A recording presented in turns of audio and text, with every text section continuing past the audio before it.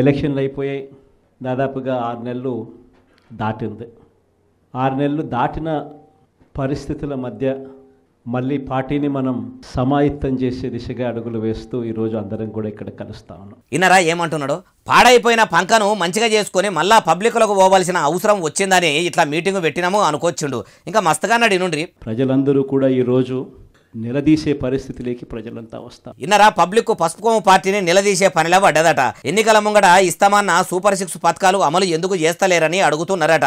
మనం కూడా ఇన్ని దినాలు సప్పుడు చేయకుండా ఉన్నాం కానీ ఇప్పటి సంది పబ్లిక్ తరపున సర్కారు మీదికి సమరం చేయవలసిన సమయం వచ్చింది అనుకొచ్చిండు. అయ్యా జగనాలు సారు, చేతులు గాలినాక ఆకులు పట్టుకుంటే ఏం లాభం సారు? అధికారంలో ఉన్నప్పుడు కూడా ఇట్లనే పబ్లిక్కు ఇచ్చిన హామీలు నెరవేర్చి ఆపదలో ఉన్న జనమును ఆదుకుంటే ఆంధ్రప్రదేశ్ ప్రజలు మిమ్మల్ని గద్దెదించకపోదురు కదా. అధికారంలో ఉన్నప్పుడు కన్ను మిన్ను గానకుంటా ఎగిరిండ్రు కాబట్టి మీ ఫ్యాన్ రిక్కలు పుట్టుక్కున ఇరిసేసి సైకిల్ ఎక్కి సవారీ చేస్తుర్రు ప్రజలు.